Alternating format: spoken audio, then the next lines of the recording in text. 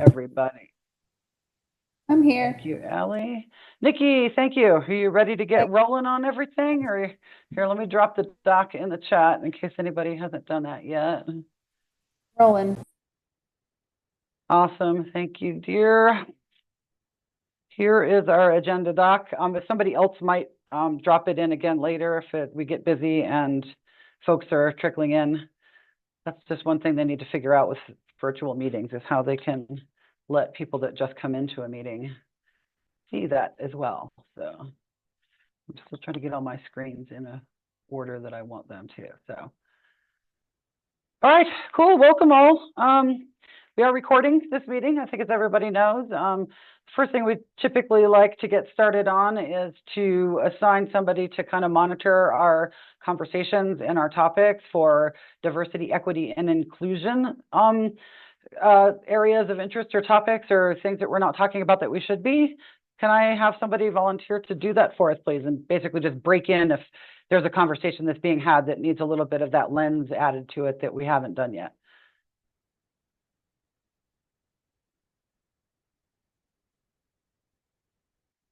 All right. I'll do it. I'm not sure who said that. It's Evan. Thank you, Evan. Okay, cool. Appreciate it. Thanks for jumping in. No So I problem. think what we'll start with then is some intros, just briefly, name, role, organization. Then we're going to do some updates after. So I think, so we don't get confused, why don't we all right now put our hands up electronically? Does everybody know how to raise your hand through this? Let's all put a hand up electronically. Do you know how to do that, Rutger, through the Zoom piece? Go to the little react where there's a heart at the bottom when you hover at the bottom. And then there's the little selection that says raise hand. Okay, cool. That way we'll know who's gone and who hasn't. So after you do your intro, put your hand down. Sound good? And then I think it would be even cooler than if we end with Peter, because Peter's going to give us a quick update about what he's up to as one of our new members at the end. So I'll give it a quick start. My name's Sandy Briggs. I am your co-chair of the Colorado Composting Council, and I work at the city of Boulder as well. So I will put my hand down, and then I'm going to popcorn it to somebody else, and then ditto for the next person. Clinton, you're up. You're in my corner.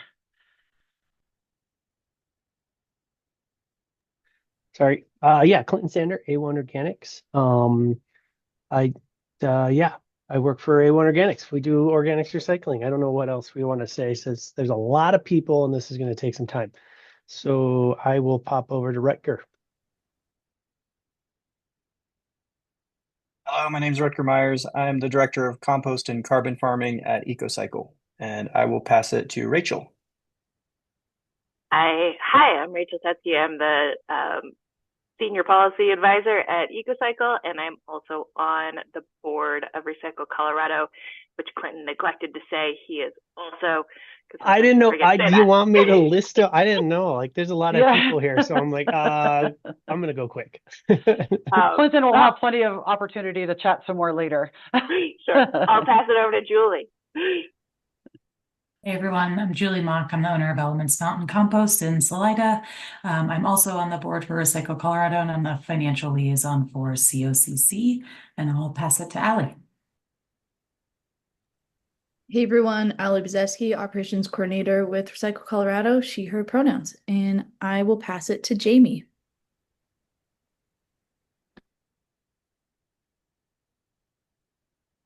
Hey everyone, I'm Jamie Blanchard Poling. I own Compost Queen and I am the other co-chair of this council. And I am off today because I got food poisoning. So I will pass it to Lauren Friels.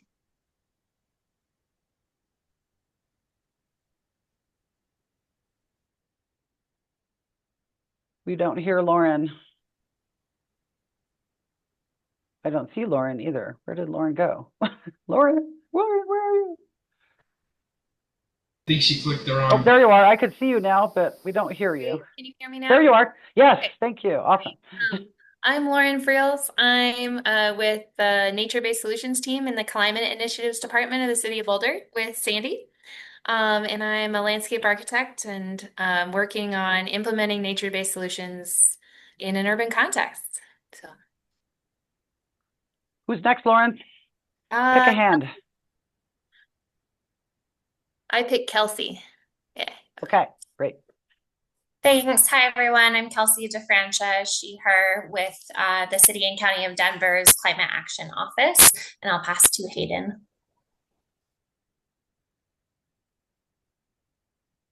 Hello, everybody. Hayden Van Andel with the town of Breckenridge. I'm the Sustainable Materials Management Coordinator here, and I will pass it to Samson.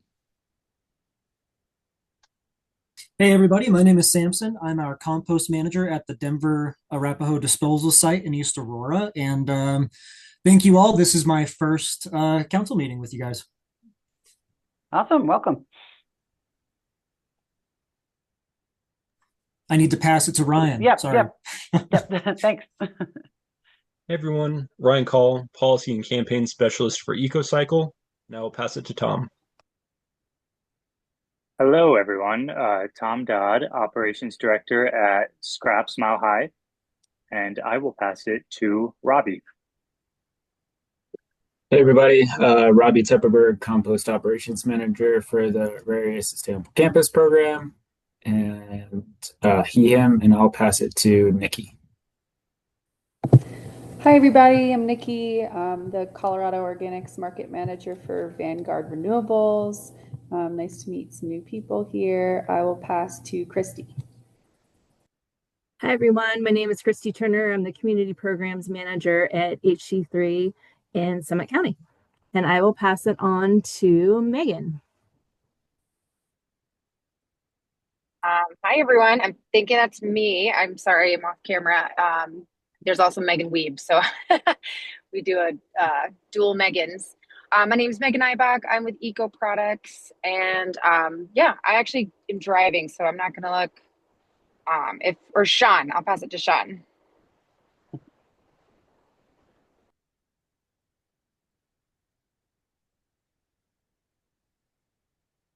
Sean, do we have Sean? I saw her name. I have not seen her face or heard her voice. All right, well, let's come back to Sean when she's free. Caitlin, how about you go? Hi, my name is Caitlin. I'm the Waste Diversion Coordinator at Yampa Valley Sustainability Council up in Steamboat, and I will pass it to Wynn. Hi, everyone. I'm Wynn Cowman. I have a couple hats. I'm principal consultant for Eunomia Research and Consulting.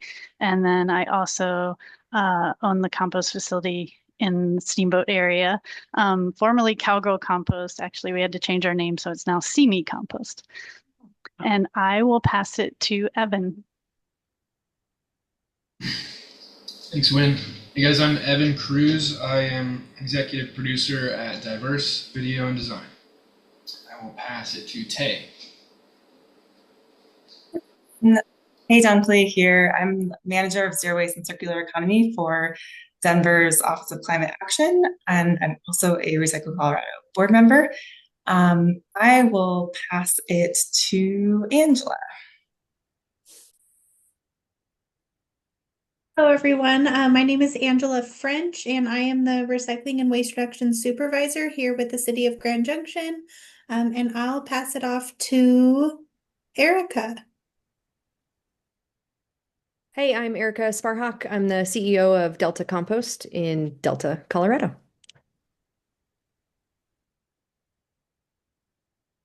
And who's next? Sorry. I can go. Okay, go for it. Yeah, Sean, sorry. We got Sean I'm now. sorry. Yay. You'd think I would know how to figure this out by now.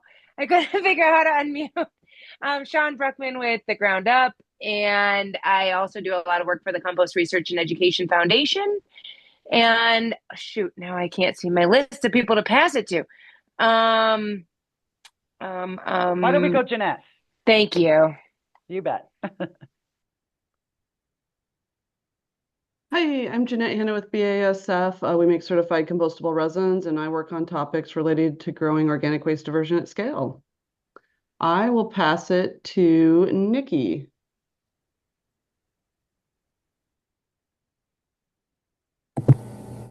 There another Nikki. No, I think you forgot to lower your hand. So Oh, shoot, my bad. No worries, no worries. And congratulations with that new name. I assume something's happened. So, Thank you. how about Kimberly? Oh, hi.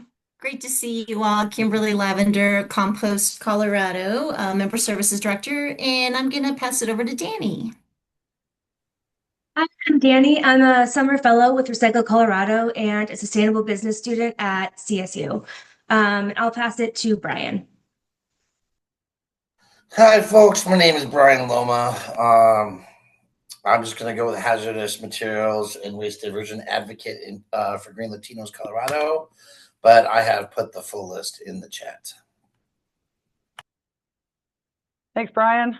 I should say, let's go with Peter Dew.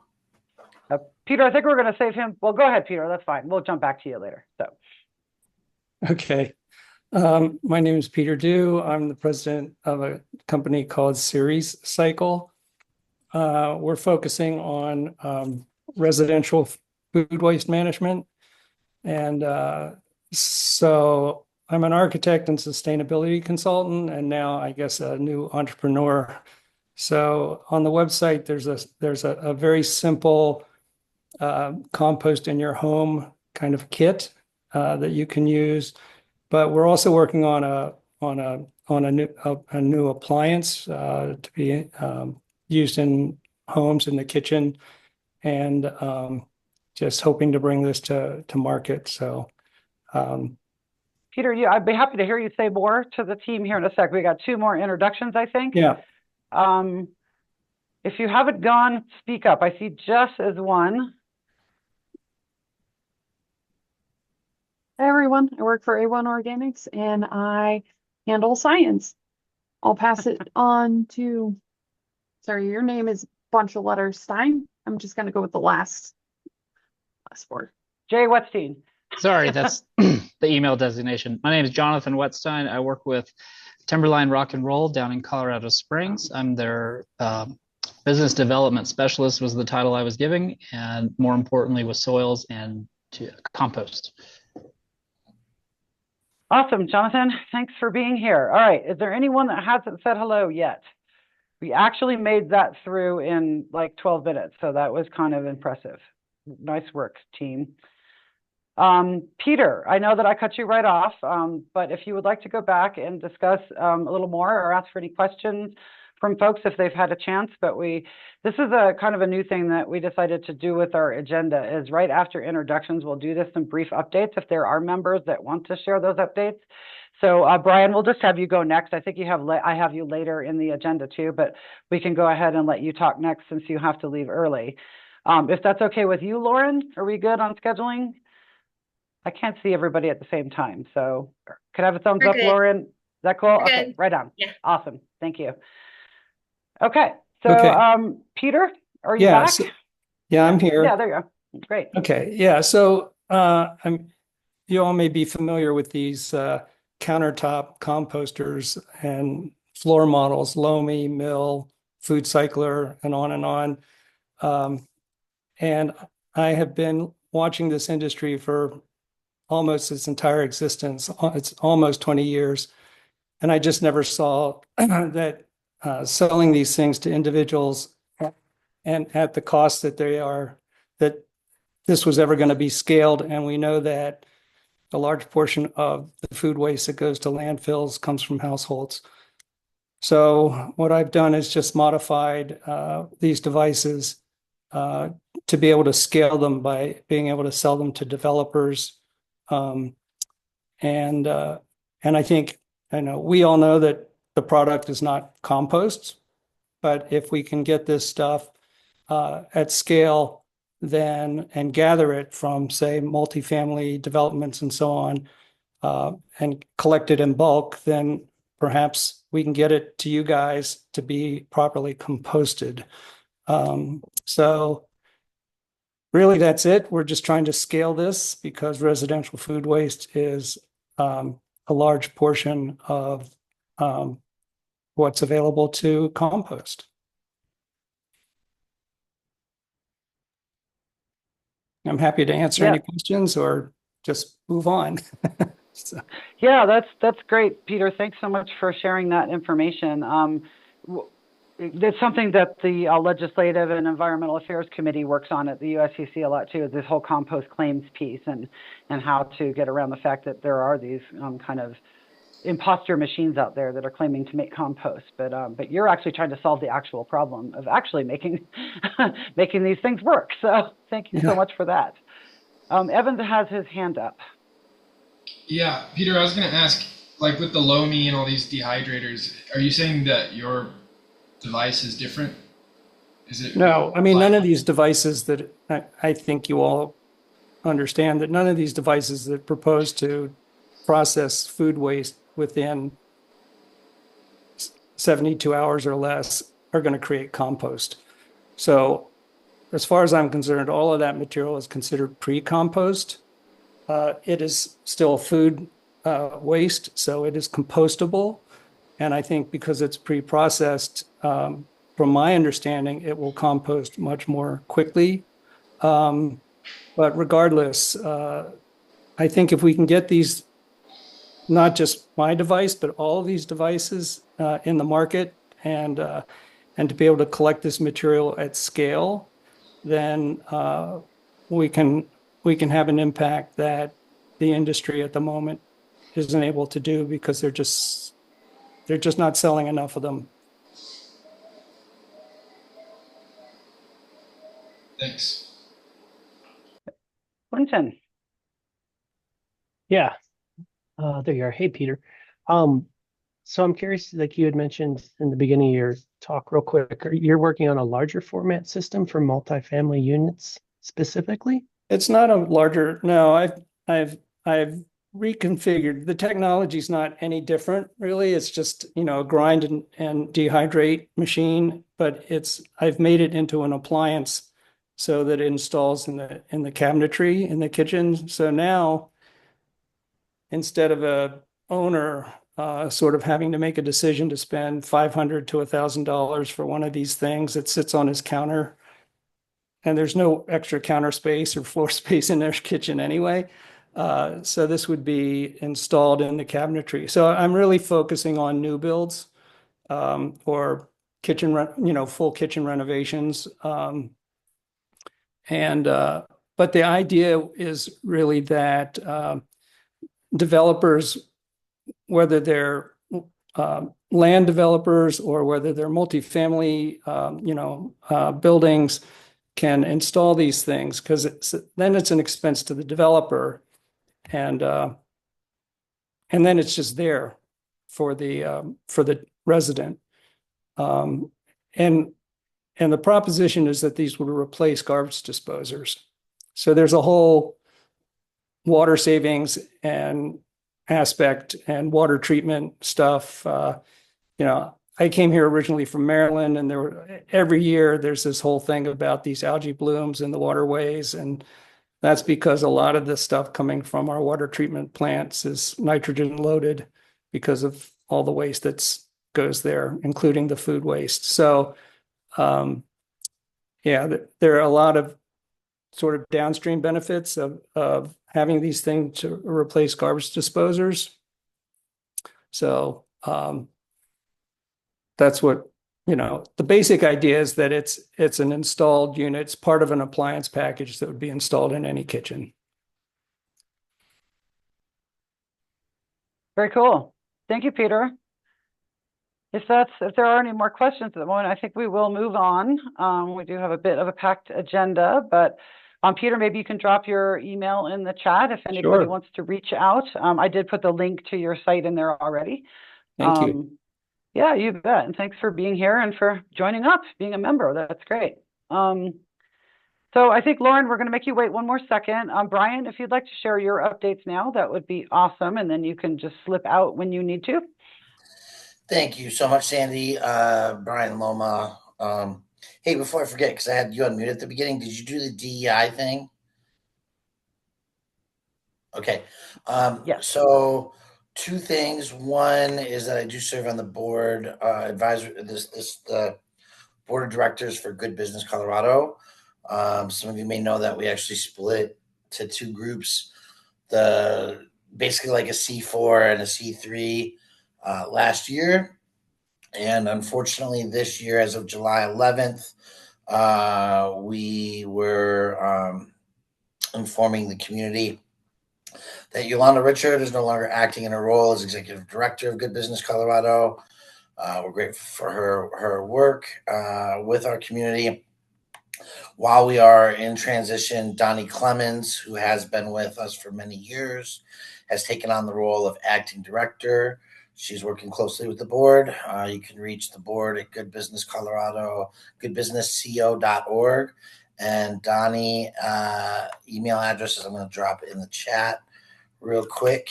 And then the other thing that's going to be of interest to many of you on the Front Range, hopefully, but in the mountains as well, because I've been reading all your laws and statutes that have been coming out, memorizing them, is the Waste No More Denver ballot measure.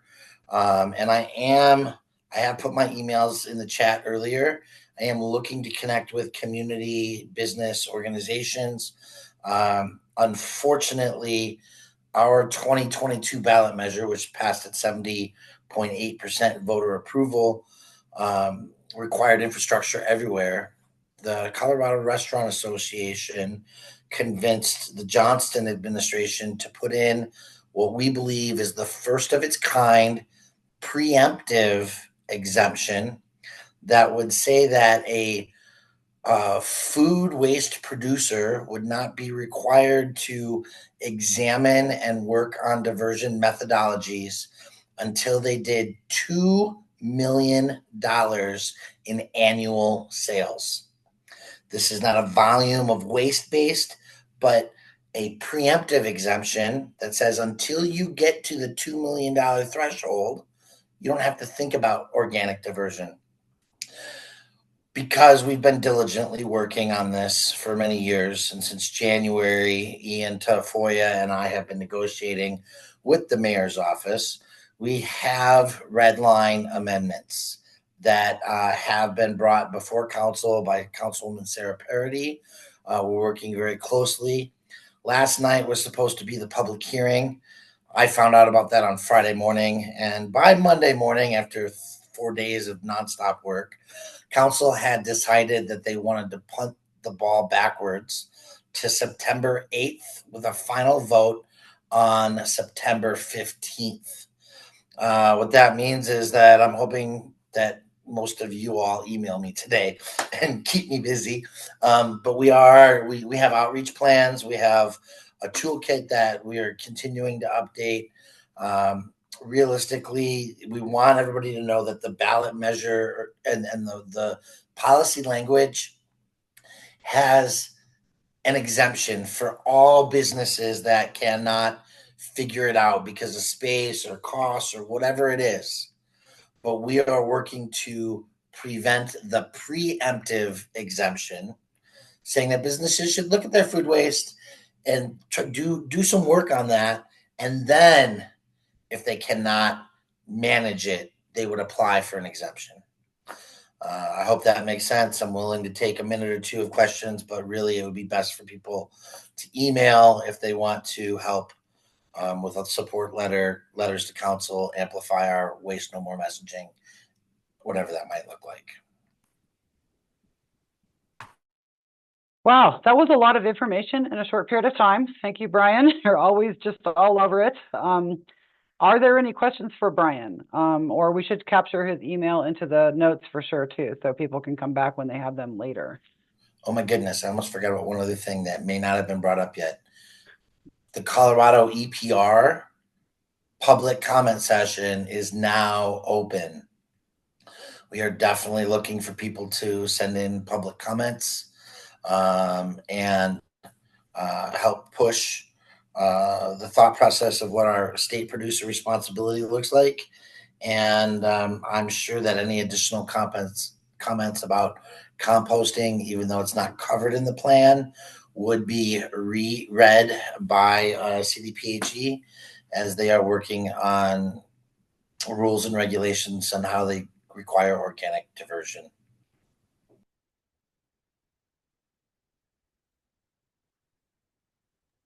Okay, Brian, just so you know, I'll talk more about that towards the end of this call too, to help him out. Awesome, thank you. All right, any questions or anything more on that? Brian, thank you for all your hard work out there. You're just a powerhouse of trying to get all these things done. So thank you so much. All right, with no further ado, I think we'll switch over to our presentation for today. I am very fortunate to have my colleague Lauren Friels here. She introduced herself earlier. She is a very talented landscape architect who's joined our team here in the Climate Initiatives Department recently and is working on a lot of great things, not the least of which is actually kind of creating a landscaping manual for the city of Boulder and a lot of other interesting things she's working on that I'm going to let her share with you now. So Lauren, take it away. Hi, everybody. Yeah, so I'm going to share my screen, start getting started. Yeah. So I am, like Sandy said, I'm new to the Climate Initiatives Department. I'm a landscape architect and working on our nature-based solutions team. So a lot of the things we're doing are trying to see how we can improve how our natural systems in our urban contexts react to climate change, if we can make them more resilient, if we can, incorporate carbon farming and all of the good things, pollinator advocacy, make the system work. So in part, what that's led me to do is be a part of our team that's working on our landscape manual for the city of Boulder. That's basically revising our landscape ordinances. And I'm coming to you all as a landscape architect who's doing focus on the plants and the planting, but wants to make sure the inputs are correct so that our landscapes can be productive systems that are resilient. And knowing how important compost is in that, in trying to write our landscape manual to make it so it focuses people in on using organic amendments to soil, including compost, hopefully primarily compost. I came upon a couple of things that I kind of need advice and support on. So I'm bringing it to the experts. And I'm going to present on my questions and then hopefully open it up and maybe you guys know the answer, or at least we can come to a space together. Where you can give me some advice or we have some action items for the state of Colorado. So that's a summary on kind of where I am on that. And now I'd really like to click. Oh, there we go. Okay, great. Okay, so from my perspective as a user of compost, as far as I spec it in my specifications, I have required it as an organic amendment professionally in installing landscape systems. So as an end user, there are a couple of things I'm considering. And one of them is in Colorado's urban landscapes. Compost is an important tool for water retention and soil nutrient availability. I don't need to go into that. I'm sure this room knows that. Soil microbial health, all of those things. But the rate of application is different for different kinds of installations. So when I'm going to go do a planting design to make sure it's water efficient and will support the urban forest canopy that I'm looking for or the Colorado native plants I'm looking for, I first need to do a soil test to figure out what's going on in the soils on that site right now. And then depending on the soil's qualities and the proposed planting I'm going to do, that changes the application rates, how much compost I'm going to specify gets added. And this is the kind of consideration I'd really like to add to the landscape manual and have worked into it. Hopefully we'll get it past we'll get it through city council and have it approved. But this is active work that we're doing right now. So just kind of from the planting side, in case you don't know, for trees and kind of our non-native lawns and things like that, things that want more of a forest type quality of soil. What we're looking to shoot for is a 5% organic content. Compost is really great for hitting that threshold of a 5% organic content in soil. So that's just to keep in mind.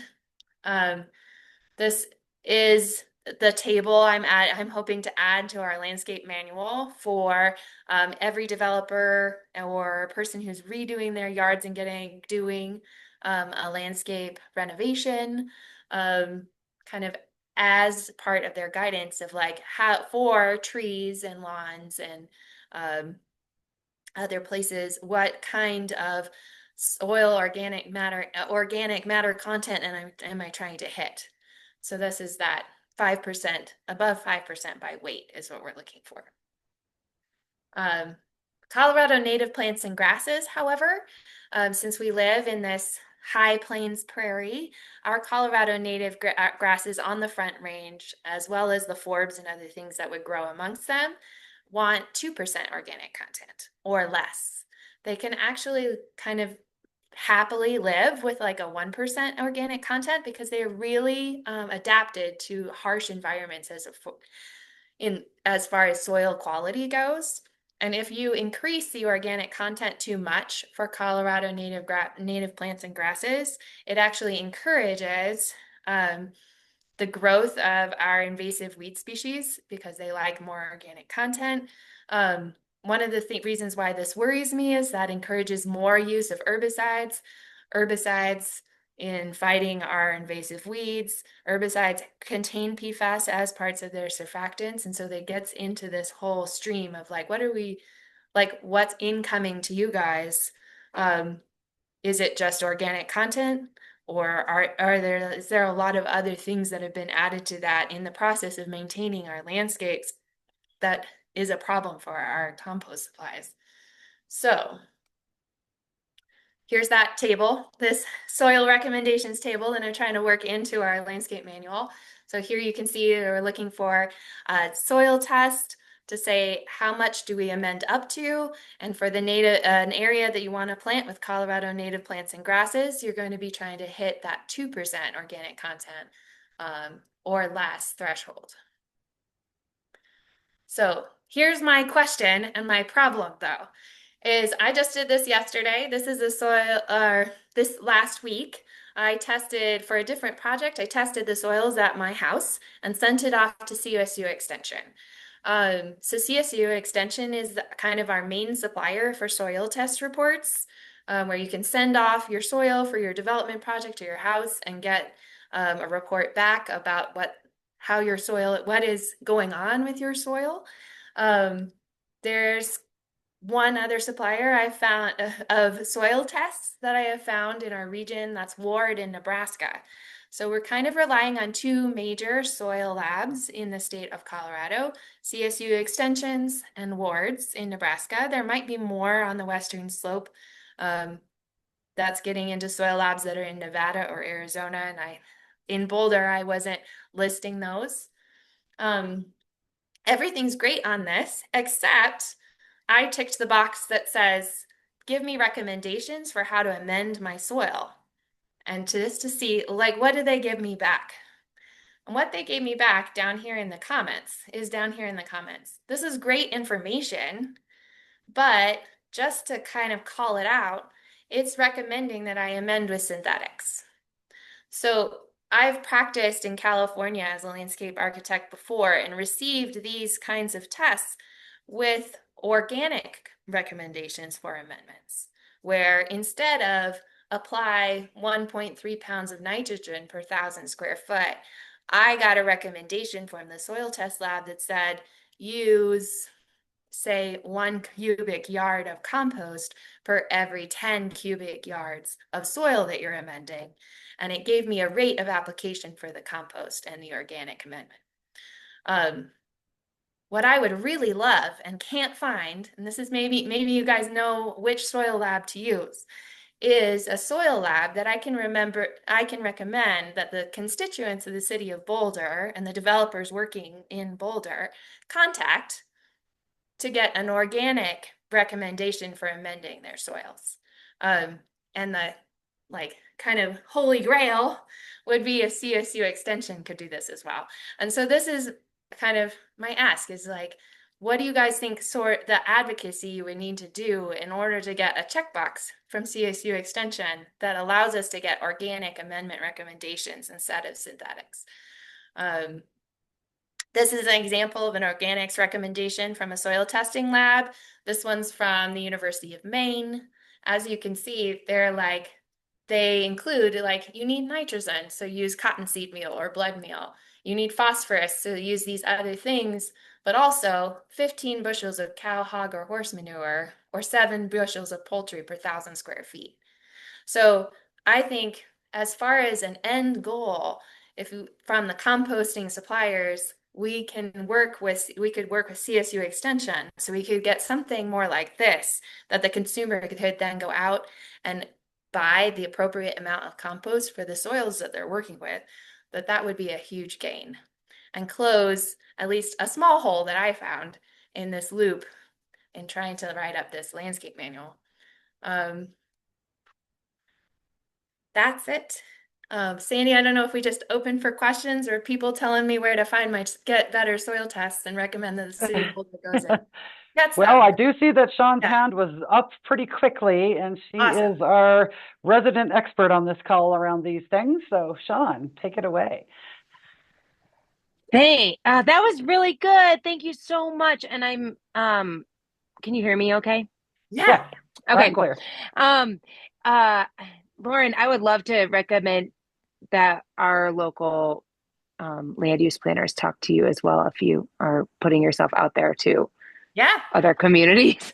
Thank you so much. And I am actually not the expert. I will say that I'm gonna also pass this question on to Jess from A1 Organics. But the things that come up right away of why it's challenging to get what you're asking for is because as composters, we are not allowed to give a nutrient value on our product, a guarantee of a nutrient value, or else we will be regulated as fertilizer. And as of the way that it is now, compost is not a fertilizer, it is a soil amendment. And we have to be really careful on that because of the way that we are regulated through the Department of Agriculture's regulations. So that's a big thing that's challenging.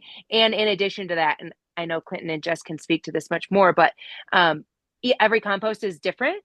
And so there is not we can't say use 10 tons of compost to get X nitrogen, because compost made out of yard waste is going to be very different than compost made out of food waste, and very different than compost that has biosolids in it. And so there's so much diversity, but we can kind of group it. And we are doing studies right now to get more data on what you're asking for in the state of Colorado. The U.S. Compost Council got a big grant, and we're going to be doing some application on different lands to try to get some more kind of general information. But it is really hard to be able to give the recommendation that you're asking for of, oh, you need X amount of nutrients, then use X amount of compost. That's where it gets difficult. The organic matter piece, however, is very something that we can work with.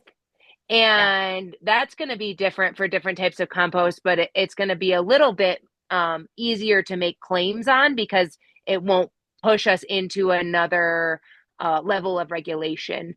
And in addition to that, we just finished a 3-year study in Grand Junction that specifically developed a calculator of how you can calculate exactly how much compost you need to put down to achieve 5%, as long as you have the starting soil test that with your starting organic matter content and a organic matter content of the compost that you will be using. So if you have those two numbers, we can get to 5% with one application. And we've done it, and we've proven in one study. And I know you need many, many studies to like prove something as fact, but we do know that in our Colorado soils, we have done this. And Jennifer from the Mesa County landfill has that formula and is very happy to share that. Sorry, I'm not really keeping up on the chats, but she will share that that calculation isn't like publicly available for anybody, but she can share it. So that's something we could work on as a council, or if we want to help get that more available. So I hope that kind of gives a little more context to why we haven't gotten there yet, and maybe some challenges we might face, and what we can do with this. And I love that you're asking the questions, because this is what we need, is to be working together on these kinds of things. And then I'll shut up so that other people can add more to that too. Thank you.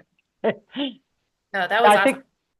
Yeah, thanks, Sean. Clinton, just one sec. I just want to point you towards the chat too, Lauren, if you're able to answer Peter's question, or anybody can answer that question. Actually, it was not directly to you, but and I think somebody's going to put the study results in here as well, and we'll get those in the notes. But yeah, Clinton.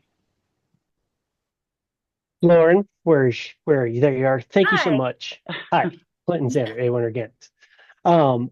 Thank you so much for what you're doing. It's fantastic. I'm actually speaking at the ASLA conference in New Orleans this year on this very subject.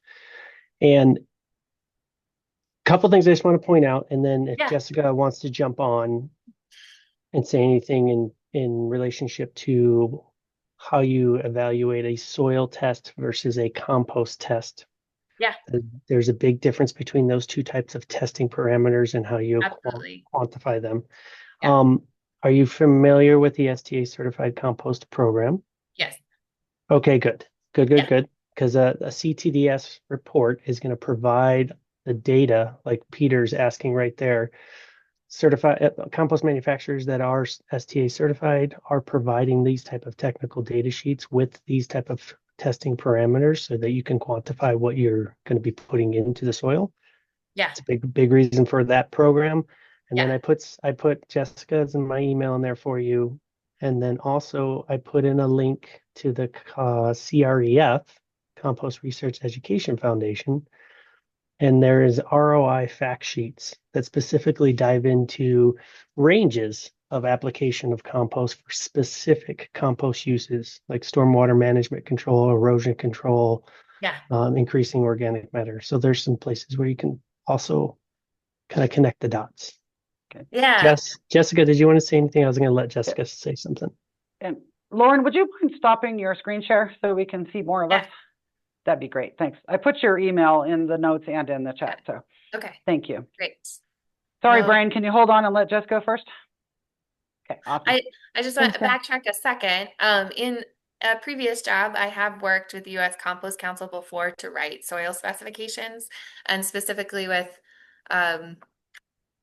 one of your lead advocates at the U.S. Compost Council, and I just forgot his name. I want to say it's Steve, but it's probably wrong. On working out that, and so so I was using the U.S. Compost Council's information in order to write the soil kind of test requirements. That's great. Yeah, it could have been Matt Ball, it could have been Sam Dixon, it could have been Ron Alexander, it could have been Chuck Wilson or Chuck Dupre. There's a lot of senior knowledge at the USCC. Yeah. And every Sean brought up, every state's a little different, and depending on what rules and regulations we have to follow and what buckets we fall into. Yeah. Which makes it difficult. But yet also we got to remember is compost, we work on ranges, we work on averages because it's a natural process and it's done with multiple different feedstocks. So there's always going to be a little bit of a range as we do this. So, but Jess, what did you want to say? A couple of different things. So with your organic matter, how that's normally tested is you take out all the moisture in an oven and then you literally burn it. And that's what gets the organic matter. And the reason why I'm saying this is because of the question in the chat. And yes, it does vary based upon the feedstocks. And when Sean was talking about nutrients and how to incorporate that in your guys' regulations, the easiest way I can think of this is the fact without having those labels on the compost, but you as an engineer or a landscaper want to put the best down, think of it as if you're making food for yourself. So the ingredients that go in if they're highly nutrient dense and everything else, then you're going to get a lot of nutrients back. But if you're just putting in, for relevance of this particular analogy, tree and gnawing on bark is not going to be really good. So like grass and leaves and trees, and that's the only feedstock that you have in your compost, isn't going to be as nutrient value or impact as if you had a lot of other feedstocks like food that has a lot of different nutrients in it and everything else. So that is one way that I don't know if it can be integrated too much into it, but looking at more heavily dense feedstocks could possibly be something under review. And as for analytics, yeah, compost is quite different than soil. The chemistry and how you do the analysis is different, but there is some similarities, and just knowing which one of those tests can be quite daunting and annoying, but it's worth looking into. So, yeah. All right, great. Thanks, Jess. Brian, jump in. Yeah, real briefly, I appreciate this presentation. I'm wondering if you've done any consideration in this project about whether or not gray water systems should be promoted or not. I heard you say PFAS, and that triggered my thought process because I do have some meetings at the state level coming up about concerns with water PFAS. And one of my concerns is that in promoting gray water systems, we're introducing things into our yards maybe that we shouldn't be. Yeah, the city of Boulder in particular is a little bit of a funny space for gray water, because I don't know how much this group knows about Colorado water rights law, but we are both a first in time and a first kind of like in line on our water rights. But that means that we have obligations for release to a bunch of communities like right downstream of us. And so our involvement in gray water applications is really complicated. So I did not focus on that because I felt like there's a lot of lower hanging fruit in part of this landscape manual. But yeah, thanks, Lauren. Water rights definitely super complex, especially in places like Boulder. So Rutger, I think we'll make this the last question, then I'm going to make a couple closing comments for Lauren, and of course, Lauren can do that herself too. But then we should move on. We've got lots more to hit. But what's up, Rutger? Hey, I'm curious this group's thoughts on like if you're applying compost, should there be a carve out of what fertilizers you would not want to apply with compost? That's something that concerns me. Like if when I was farming, I applied compost and then we put feather meal on top, and it like ended up getting hot. So I'm worried about that situation. I'm wondering if it'd be worth mentioning, do not use this fertilizer or that fertilizer with compost. Any thoughts from the group on that?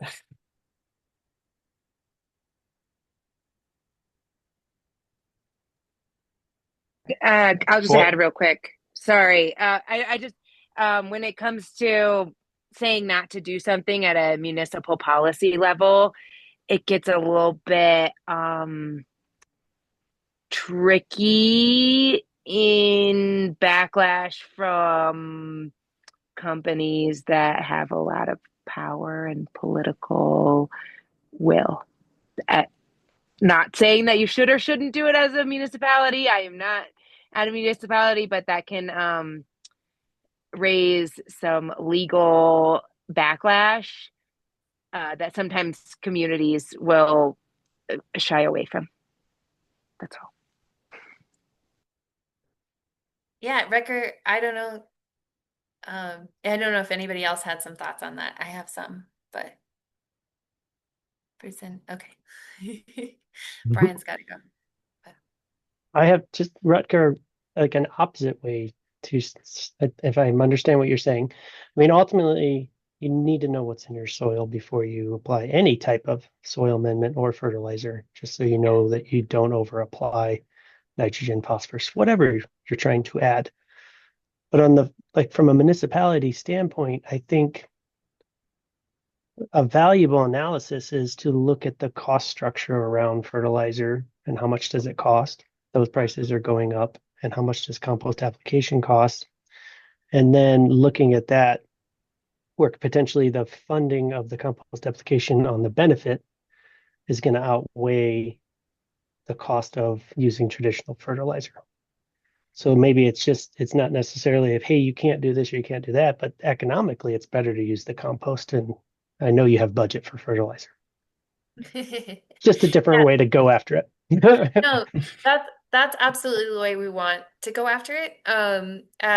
We as a city on our properties are committed to organic like maintenance practices. So this is more on the landscape manual is currently directed towards private development. So I'm trying to, which I don't have as many levers on as far as like we as a city can decide to apply compost to maintain our sports fields and things like that, which we do. But in crafting language on what people should and should not do in private developments as part of redevelopment projects, that's kind of the piece. Which means it has to be very accessible. Hence my like, can we have a tool? Can we talk to CSU Extension so that they could have a tool for giving advice to private developers who I can say, go get a test, follow the organic amendments, or get your test and put it through whatever tool the Compost Council has like supplied in order to figure out in a scalable way how the homeowner down the street can get the right amount of compost and the right amount of soil in the right amount of soil amendment. Because it's daunting as a consumer who isn't a soil scientist to try and figure out how to do the right thing. I got one more comment. Can I say one more thing, Sandy? Oh, Oh, I guess. Okay. So Lauren, based on what you said there, and facing on or going towards the consumer, the home consumer. I also sit on the Marketing Development Committee for the United States Composting Council, and there's underneath the SDA certified compost program is called the Consumer Use. Oh, it's got a really bad acronym. I'm not going to say it, but it's Compost Consumer Use Program. Yeah, you guys put those letters together and you know what I meant.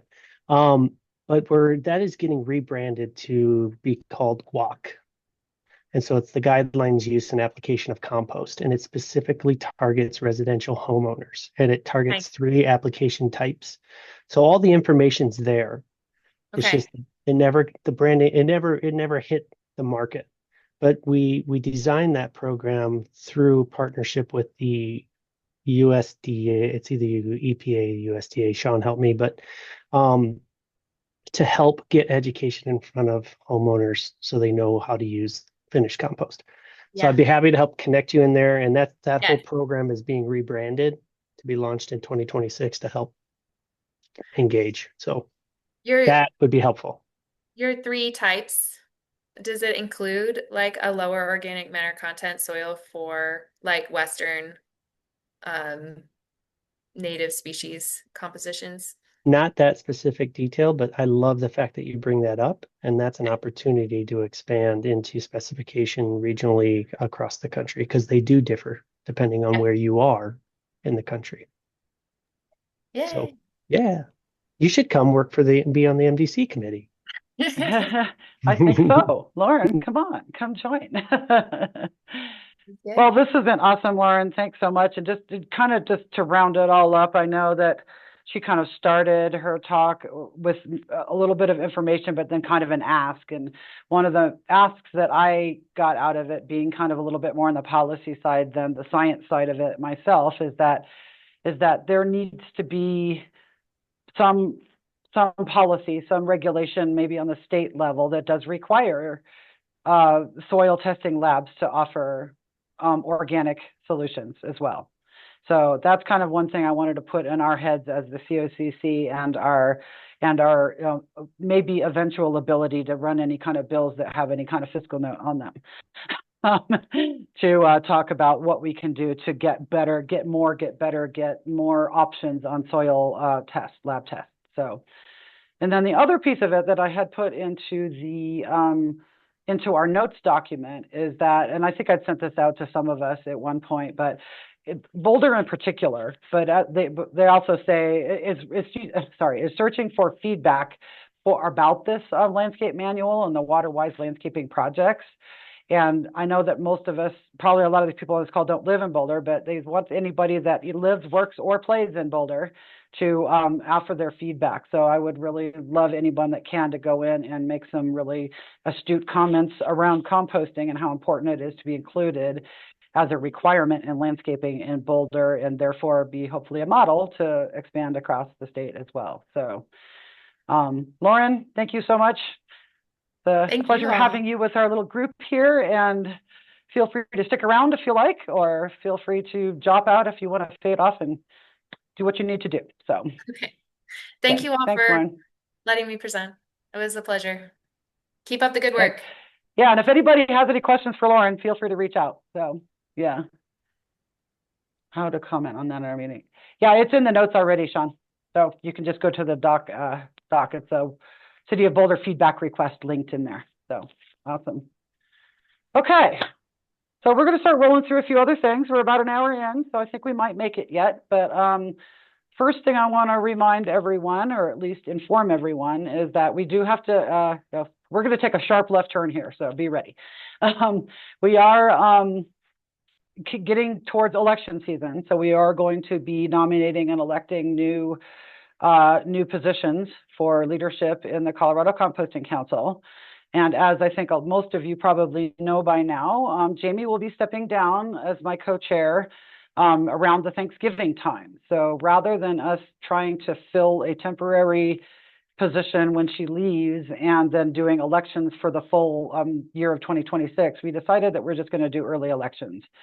So what we'd like to do is have everyone that is interested or wants to nominate somebody to email Allie by October 6th.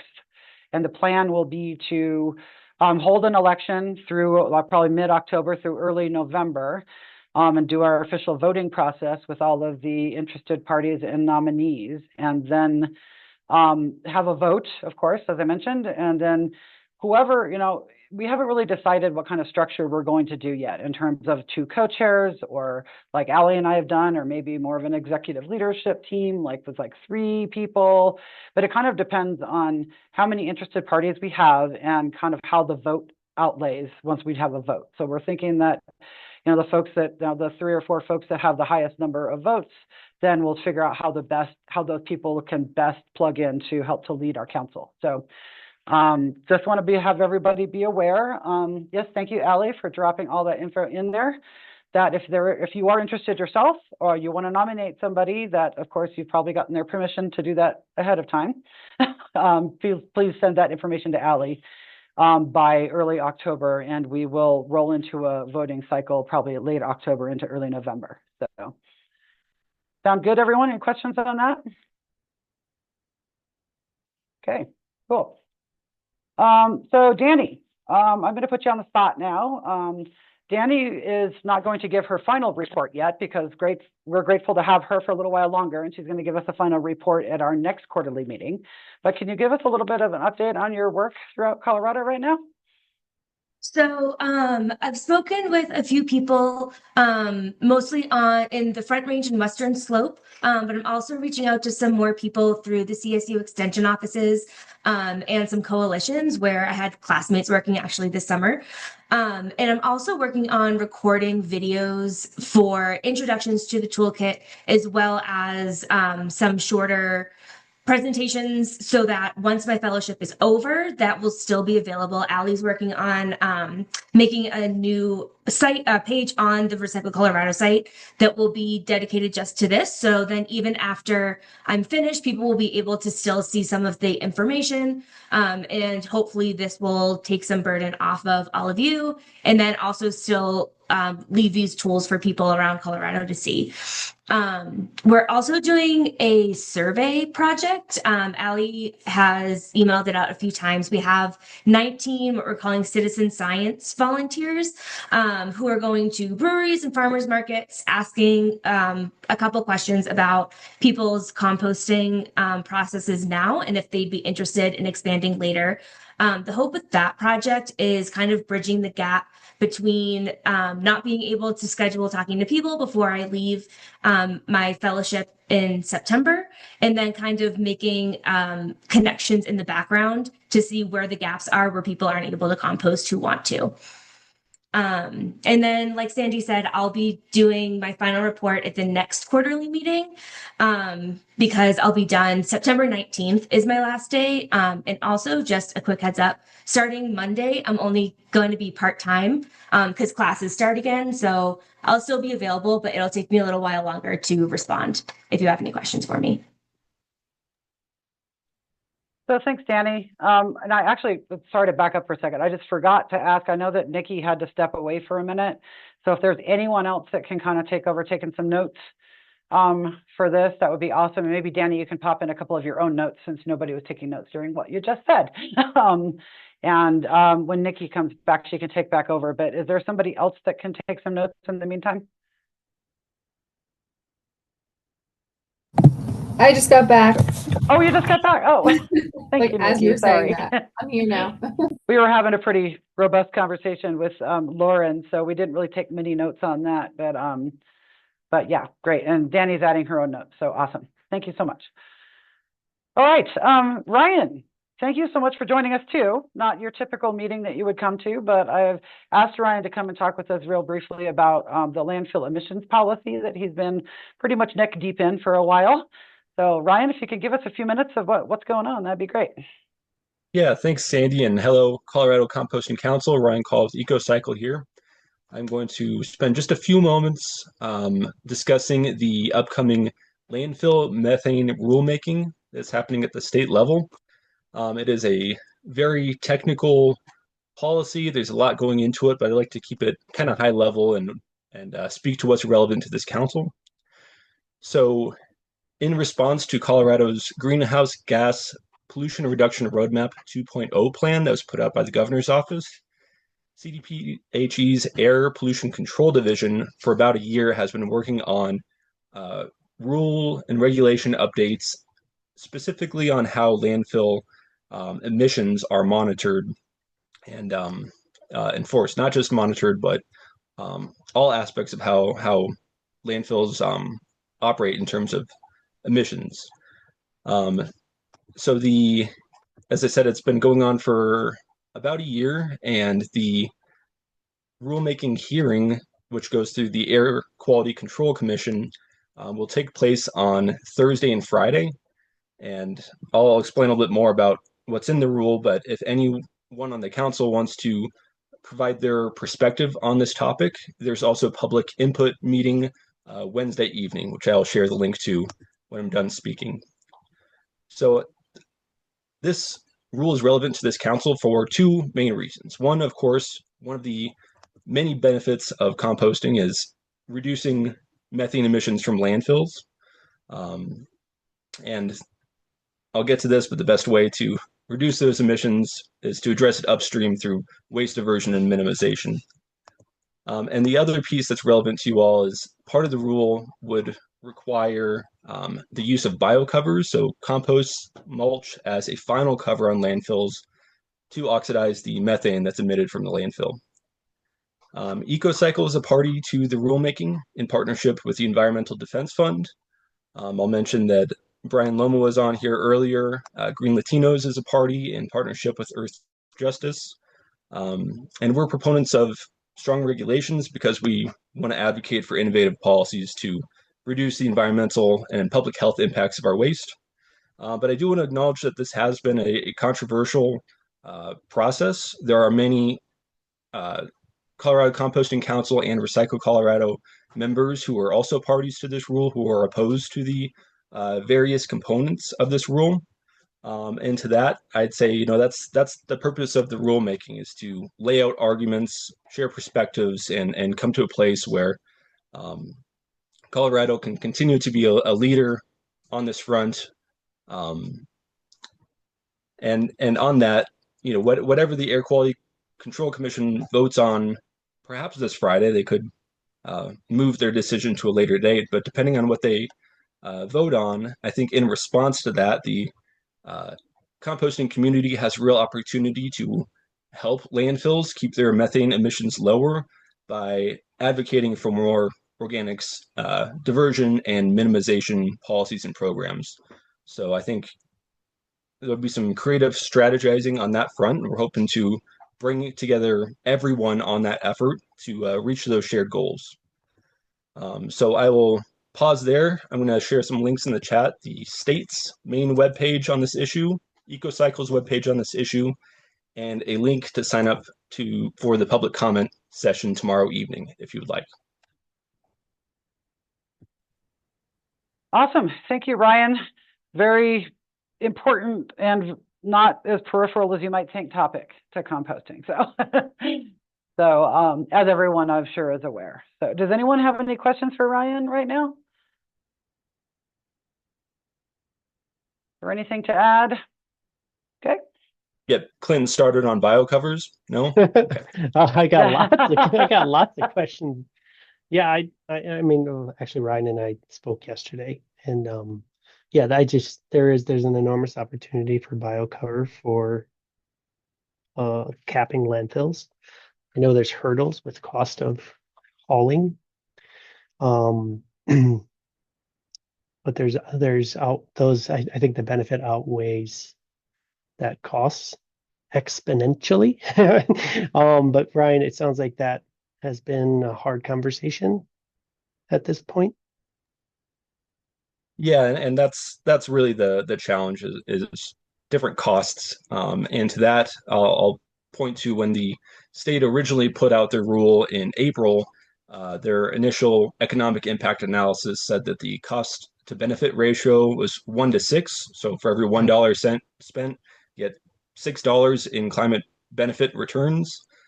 Since April, I'd say the rule has been pared back significantly. And again, things can change during this rulemaking hearing later this week. So if you'd like, Sandy, I can send like a quick update next week or whatever the final regulations are, assuming the AQCC votes on the policy, that you can then send out to members.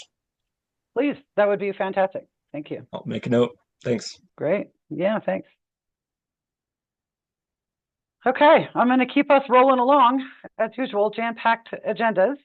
But the next thing that I wanted to share and bring up, and I think Rachel might jump in too, but is I think most folks know, or hopefully if you don't know, that the Recycle Colorado annual meeting is coming up on October 3rd. It's a Friday in Salida, going back to Salida. Awesome.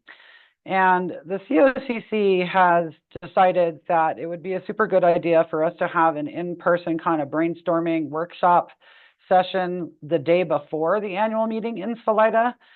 So Rachel and I mostly so far have started kind of putting some ideas together and working on some logistics and things like that, which we can go into later. We don't have to talk to a lot now unless Julie wants to share, because she just popped up. But we thought that the idea of the meeting would be kind of a 2 or 3 hour workshop in the afternoon, the day before the annual meeting, to talk about things like, helping to further Danny's work and to further some of the work that we've done around the policy proposal that we shared with the Recycle Colorado Policy Committee around outreach and promotion of compost use in local municipalities and infrastructure. I mean, there's a lot of things. I don't want to go into a lot of detail because we're still kind of putting it together. But the whole idea is for us to really just have more of a working session where we're in person, face to face, actually kind of trying to hash some of these things out and create some work groups and some accountability around getting some of these things done, because we have so much that we want to do and so few hands and bodies and minds to do it, that we just want to try to build those I guess committees or work groups or whatever you want to call them. So we just want to invite everybody to first, of course, to come to the annual meeting and or the COCC meeting prior to that. So Is there anything that either you want to add to this, Rachel, Julie, or even Allie, if you want to do a plug for the annual meeting too? Is the thing that I would add to that, I mean, just listening to Lauren's presentation right now, some of the documents that she's putting together and asking for help on, if those are the kinds of things that COCC could really work on and have as something that's, got the COCC stamp of approval on it, like a toolkit, that then those could be used by the municipalities that we're hoping to get to move forward on organics diversion, coming out of the policy recommendation. That was one of our thoughts, was how can we move specific communities forward? And so creating those actual tools, I think, would be a really great use of our time in October. Great, thank you, yes. And I would just add the annual meeting is October 3rd, so this would be on Thursday, October 2nd. In Salida, if folks are able to make it in person. We are also looking at setting up a virtual attendance meeting. So I would say either way, if you can hold time on October 3rd to attend either in person or virtually, that would be great. Obviously, we'd love to see as many people in person as possible, because I think the conversations can be a little more robust and less Zoom fatigue in person, but we can get you there either way. Yeah, thanks, Julie. I'll just say the annual meeting will be fun. It'll be Brandy Moe, our new executive director's first annual meeting with us. So it'll be super cool. You get to meet all the board candidates, and we're going to try to make it super interactive and not just like a fatiguing meeting where you're sitting and listening to presentations all day. We'll have you like up and moving and talking with people, because as I've heard many, many times, you guys just love talking and chatting with each other, and you don't like structure. So that's what we're going to try to offer you guys. So it'll be fun. Hope you guys can make it.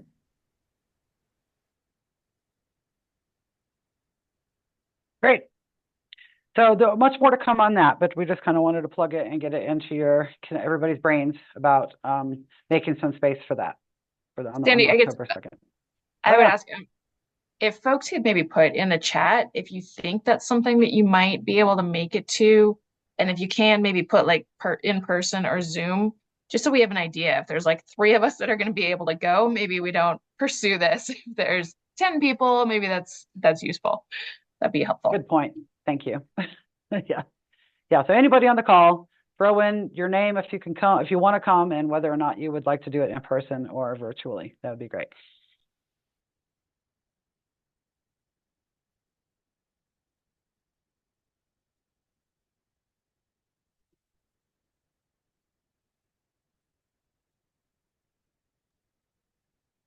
Sorry, all dry throat all of a sudden. All right, good. That means somebody else can talk for a minute.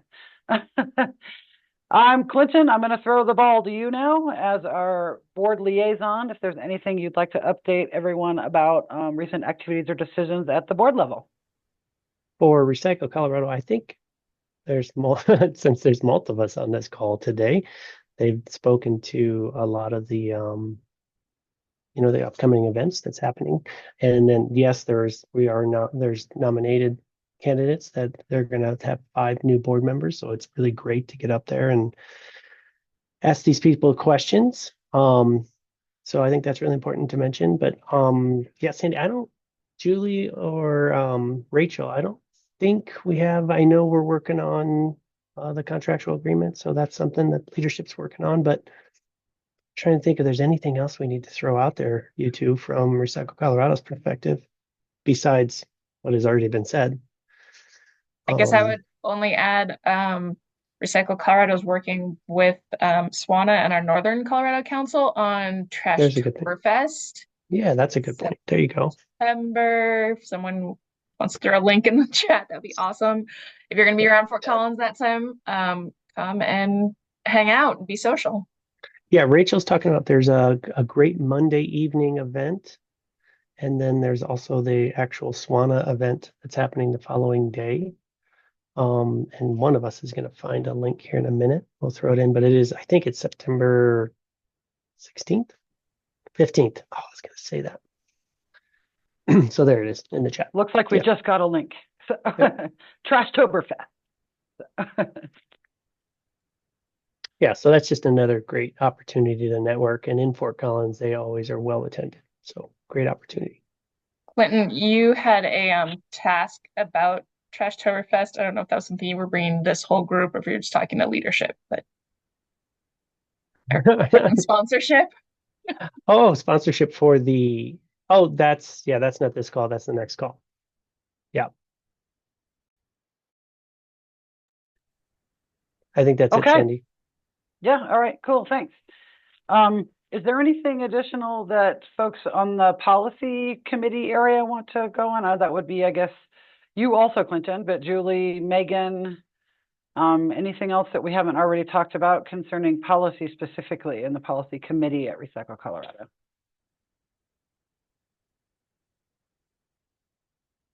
Other than what we've already been talking about, of course. Yep, I got a thumbs up from Megan. Woohoo, hi Megan, good to see your face. Now I'm eating, so staying off camera, but happy to be here. Thanks. Okay, so Julie, do you want to give us a quick rundown on our financial liaison update? Yeah, I'm gonna share my screen because I know how much you all love looking at the financials with me. But I'll keep this pretty brief. Hopefully y'all can see this. These documents are in the COCC financial folder under the 2025 folder in our shared Google Drive. I just dropped these in for Q2, although this budget versus actuals kind of goes through year to date. But basically where we're at, we're doing good on the revenue side of things. Our membership dollars are actually above what we budgeted and anticipated for the year. So that's great. Thank you all for getting your memberships, both with the COCC and the US Composting Council, because we receive a share of that membership comes back to our local chapter. So that's great. On the income side, where we haven't met our goals is in sponsorship and events. However, we do have now the COTC training coming up this fall. So I'll be interested to learn more from Sean and others who are working on that, on what kind of opportunities we have to generate some revenue from that event in the form both of sponsorships and other income. And that would get us a little bit closer to that $12,000 budget that we created at the beginning of the year. The other good news is we have just spent significantly less money than we anticipated overall. We're under budget on most of our line items. This lobbying line item will come through just as a contribution to Recycle Colorado for the work that their lobbyist does on behalf of COCC. So that'll bump up a little bit, but overall we're doing great as far as our budget goes. And then, oh my gosh, there's too many tabs here. I'll just jump real quickly. This is a snapshot of the COCC's restricted fund, and you don't need to pay attention to all these transfers. But basically this number down in the bottom right-hand corner, this 29,000 is the balance of the COCC's restricted fund currently. So we're sitting on a decent chunk of cash. Again, some of that will be drawn down through some other expenses throughout the year, but we'll end the year in a very healthy place. So I think it gives us some room to think about, what kind of projects we want to take on in the future. If we want to, invest some of this money back into policy or the organization and other projects that we might work on. So I think that's it on the financials. We're in a good spot. Thanks. Wow, gotta love great financial reports. Thanks, Julie. That was awesome. All right, so we're going to roll right into talking about some things on the USCC level and the Compost Research and Education Foundation level as well. Before I give a super fast and probably way too complex environmental affairs committee that I'm our representative for, I just wanted to ask Sean and Megan, I know that they had previously been our representatives at the state legislative committee, which is kind of the smaller branch of the YAC from the USCC level to help, roll state things up to the USCC and those. So I don't even know if there's been any Sean or Megan? Have there been, and have you been attending any? Is there anything to report from those?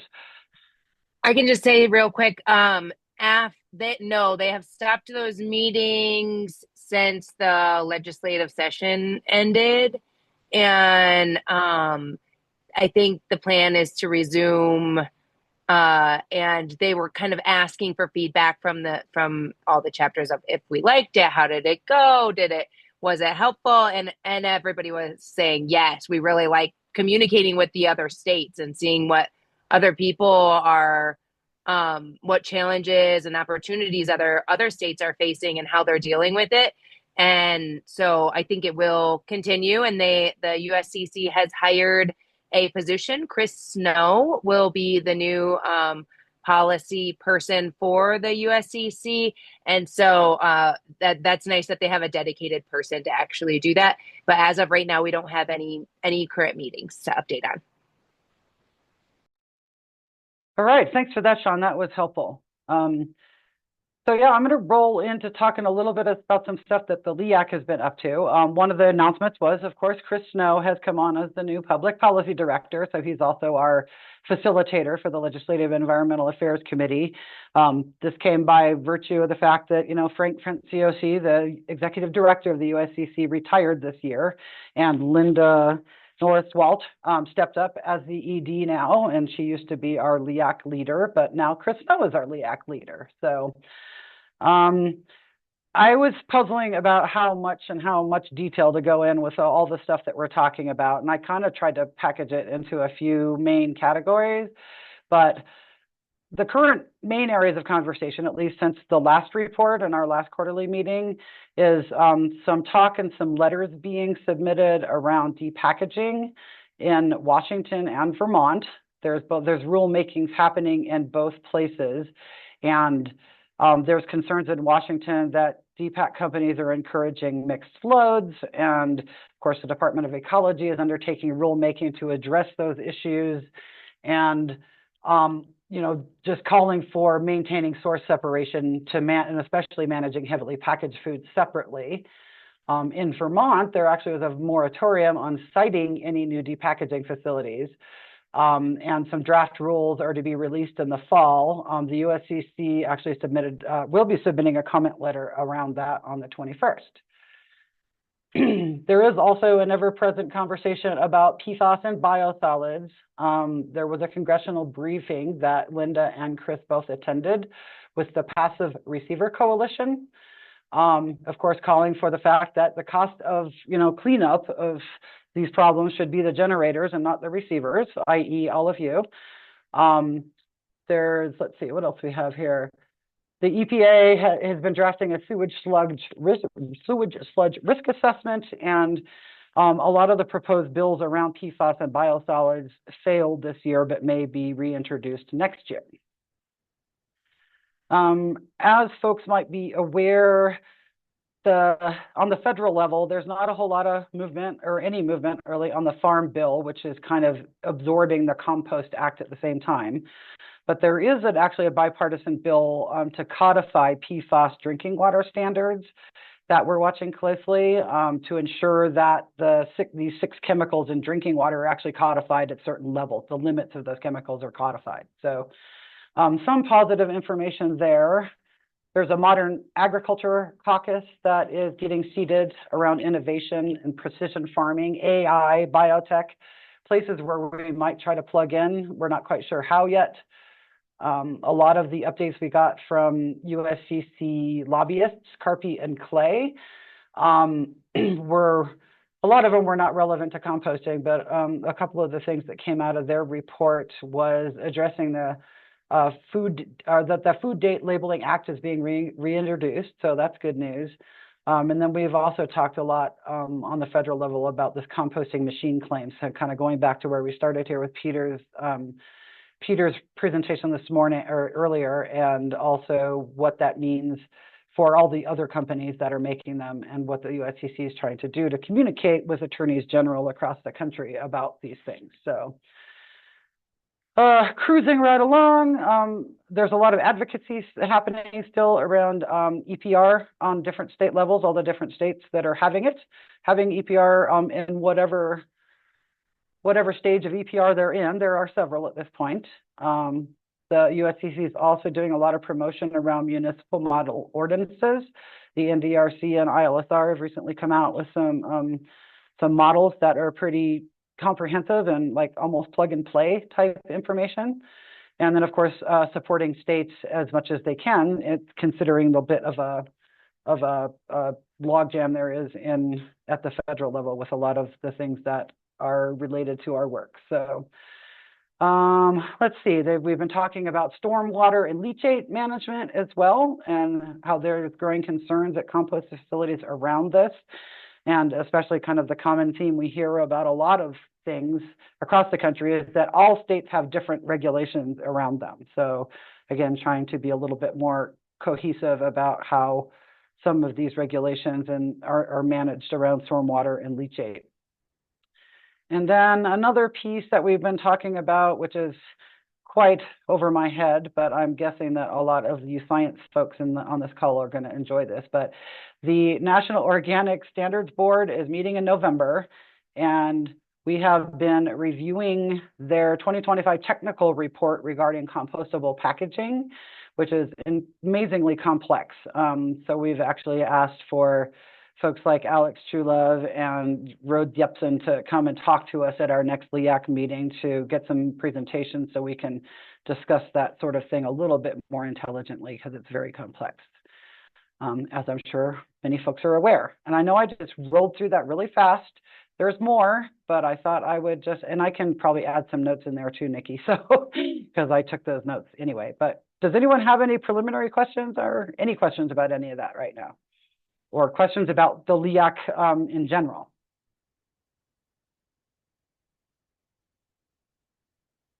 Okay, I think we're all getting tired, huh? Yeah. All right, so let's just roll on then, and I'm happy to answer questions about this anytime. So if something occurs to you, just email me. I'll be happy to help. There are lots of other committees associated with the USCC and the Compost Research and Education Foundation that we can roll through. Market development, I think, Clinton, you mentioned something about that earlier. We've got Target Organics.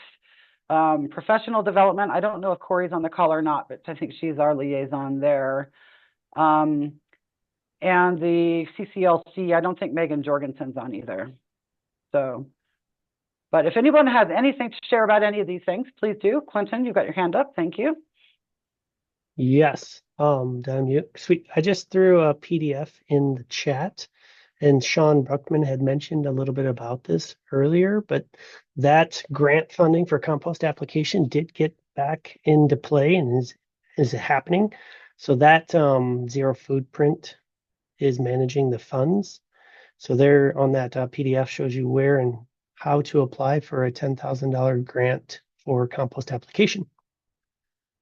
So they are prioritizing a few early ones, but this is I believe if I remember correctly, it's a 3-year time frame. So I would get in as soon as possible, but still get in and see if there's an opportunity. You might get some funding for compost application. And all the details are in the PDF. I won't go too far. And then I mentioned the guac thing already, so we don't have to talk about that right now. That's all I have for now. Thank you. Awesome. All right. Anything from Target Organics, Megan? Unmute.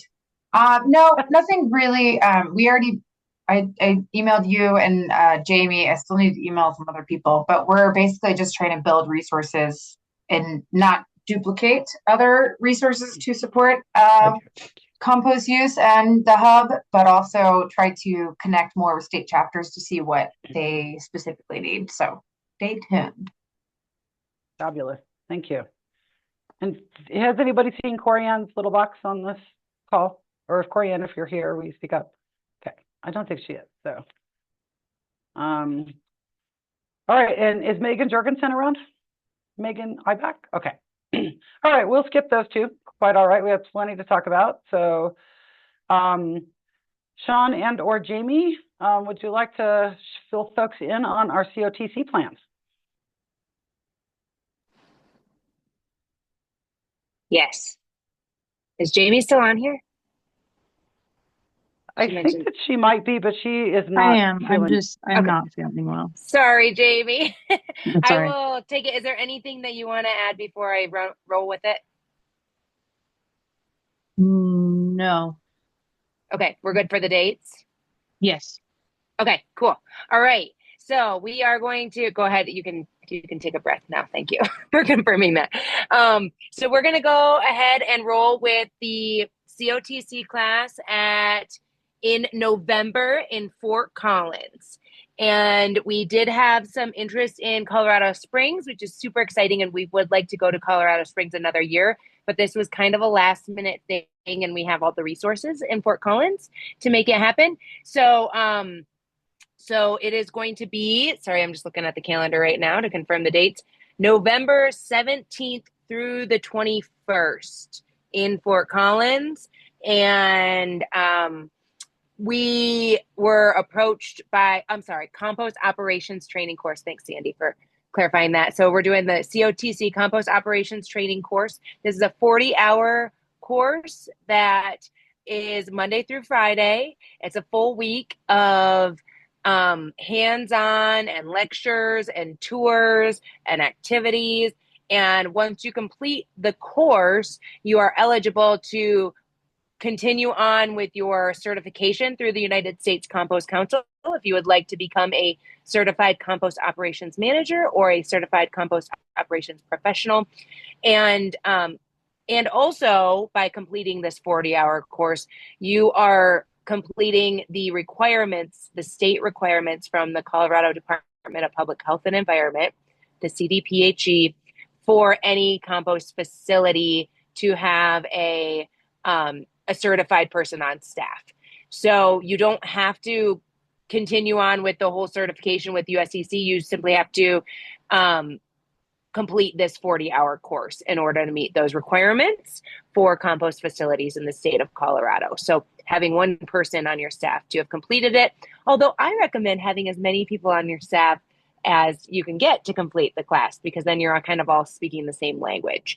And it's a really robust class that teaches everything from permitting, site selection, compost operation, safety, fires, feedstocks, recipes, water management, anything that you can think of that has to do with managing compost, it covers.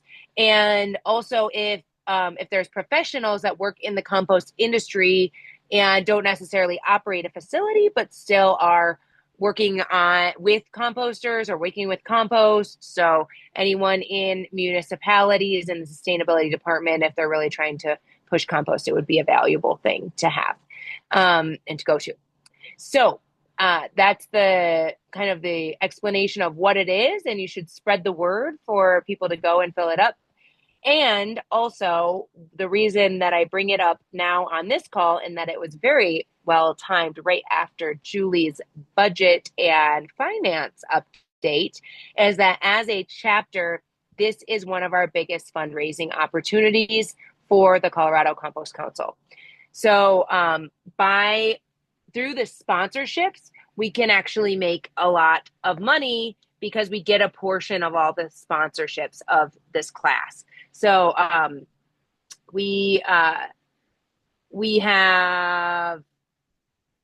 we're looking for sponsors, and that's what we need all of our members to help with, is get sponsors. The logistics of the class is a lot. We bring in material, we bring in all kinds of stuff. We bring in expert speakers to do all the lectures, and Clinton and Jess and Jamie have stepped up, since it is in Fort Collins, to help make all of that logistical stuff happen. And I'm gonna help too, and volunteer some of my time in kind, since this is my state. And just to clarify for anybody who doesn't know the background, I am the contracted facilitator for this class. So I kind of have a dual role. I I help to lead the class and execute things on site on behalf of the Compost Research and Education Foundation, the CREF, but also as a member of the Colorado chapter, I provide some in-kind time to help make it be successful and help our chapters make as much as we can in our revenue from it. So that's where all of you come in. We need all of your help, and we need sponsorship. So the typical sponsorship is about $1,000. $1,000, you can be a meal sponsor, or you can be an equipment demonstration sponsor. So if you know any equipment or any type of companies that provide any compost equipment or supplies that would like to have a spot to get in front of up to 50 direct consumers of compost products and compost equipment, this is a great opportunity. I will send out, I'll get a flyer to have Allie send out to all of our members to share. And then there are lower level sponsorships too. So if you know somebody who's like, oh, I don't know, I want to, or if you don't want to pay 1,000, but you'd like to pay 500 and do like a meal sponsor, we can talk about other options like that. I think the flyer kind of says 1,000. And then a big portion of that, the more sponsors we get, the higher percentage of that sponsorship comes back to the Colorado Compost Council, up to after 4, I think it is. I was trying to look up the exact numbers. I'll get that to us. But after 4 sponsors, I think like 90% of that money comes directly to the compost. It starts at 50%, then 75%, then 90%. So if that makes sense, I can lay it out if it doesn't. Sorry if I'm talking too fast, but just trying to emphasize that getting sponsors is really, really, really important. And we put a lot of work into doing this and bringing it to Colorado, and having those sponsors is what makes it worth it for our chapter. So thanks, Indeed. Megan. Eco Clinton. Products is going to be a sponsor. Yeah, Megan. If anybody wants to step up, I will remember and flag you down. But yeah, just please spread the word. That's the one thing that we as members can do to help with this. There's a lot of moving parts to this, and we have some really great leadership on our team that helps make it all happen. And my ask of all of you is to just help with that sponsorship piece. That's the piece that we always are looking for help with. And Rachel asked if we have a list of sponsorship levels, and Clinton said that's coming. Yep, that's correct. That is coming. We're gonna send that out. So I'll try to get that. Actually, I'll see if I can get it to be sent out with this notes, but if not, it'll be coming shortly after. And I think that's all. Is there any questions about that? Yeah. Oh, Charlotte, I just wanted to help you out and reinforce the sponsorship opportunities for local Colorado businesses, but it is also people coming from outside the state as well. So again, it's a dynamic group, and it's a group that's going to be together for 4 to 5 days. So it's a lot of exposure, a lot of opportunity. And so we all know many businesses that we work with. And again, like, I can't stress it as high as Sean is as well, is that once we hit a threshold, we're well above getting 90% of all the proceeds that come right back to the COTC, or I'm sorry, to the Colorado Composting Council. So it's a really great fundraiser for us. And think about who you know, think about the businesses you know, and get that in front of them, because I can't stress it enough. It's going to be a great opportunity for them. Yeah, thank you for saying that again. And just as a reminder, there's about 50 people, there's 42 participants plus the speakers, and usually about half are from in-state and the other half are a global audience. We get people from all over the world that come to these. So it's just a really cool opportunity to get in front of some composters. And if you're thinking about signing up, I would highly recommend it, or have somebody from your organization go. It is a really great way to network with other composters and get to spend a whole week talking about compost with other people who actually want to listen to you talk about compost for a week, which usually people in my family and friends get sick of hearing me talk about compost for a full week. So it's full of joy. Yeah. Sean, can I add one more thing? Yeah. So guys, it's not just manufacturing and finished compost. It's also compost use. It's also marketing compost, selling compost. Mm-hmm. So it's not just necessarily manufacturers. It's the whole organics recycling system. And again, it is a fantastic thing to attend if you're looking to learn more in the organics recycling industry. And I'm just really curious, real fast, if you've done this training, put your hand up real quick. Digitally.